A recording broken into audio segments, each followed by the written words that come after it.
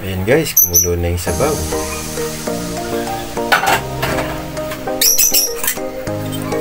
Kukuhain natin yung ibang kamatis para pisain. Ito guys yung gagawin nating pampaasin.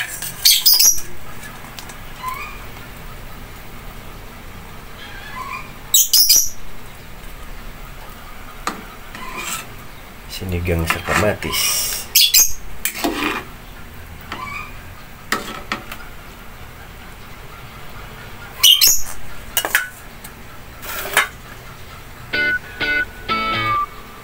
Ilagay na rin natin guys yung pinirito nating salmon belly para lumasa na rin ang kanyang sabaw.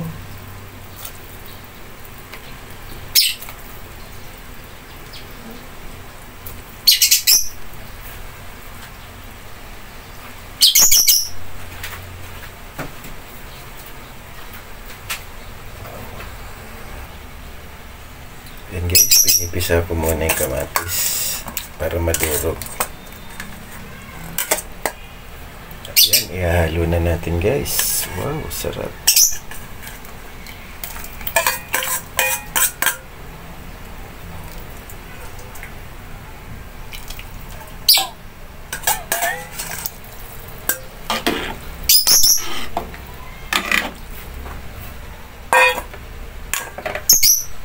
Ihalo na rin natin ang dahon ng sampalok, yung talbos lang. Pero guys, kung hindi naman kayo sanay maglagay ng ganitong dahon ng sampalok na talbos, huwag nyo na lamang lagyan. Optional lang naman po ito.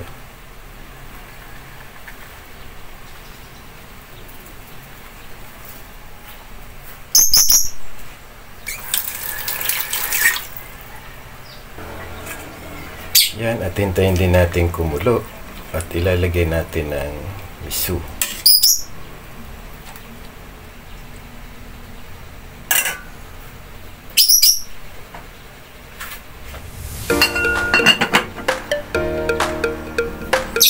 Silipin natin guys kung kumukulo na at ilagay na natin ang miso. Ayun, kumukulo na. Yan ang miso.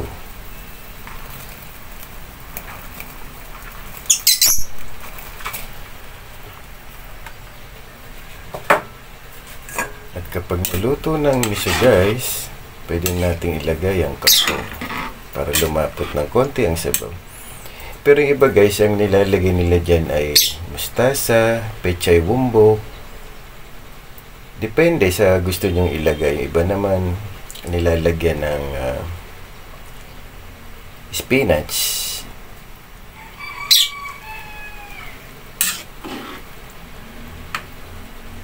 Titimplahan natin guys ng konting asin.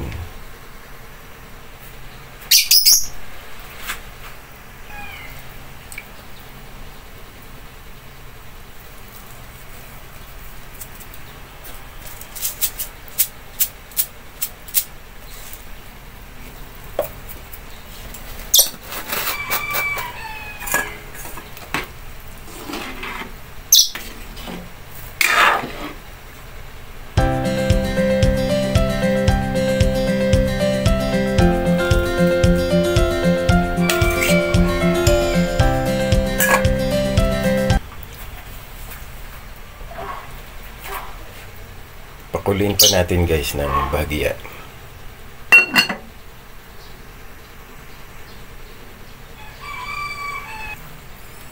Yan guys, ilagay na natin ng kangkong upang kompleto na ang ating mga sangkap.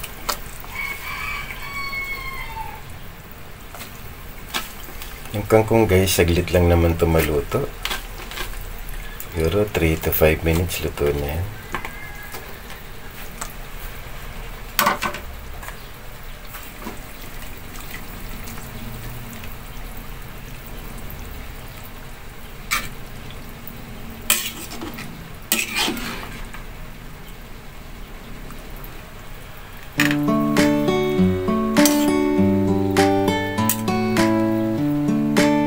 Takpan muli natin.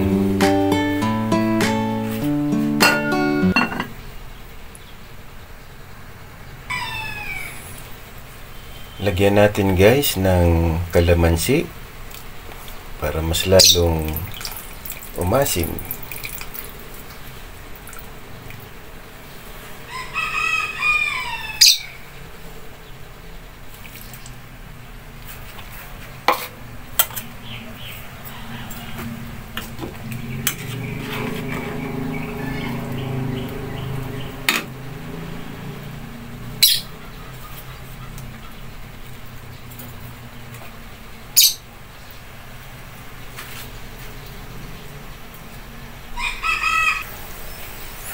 So yun guys, ganun lang kasimple ang pagluto natin ng ating salmon belly with miso and dahon ng sampalok.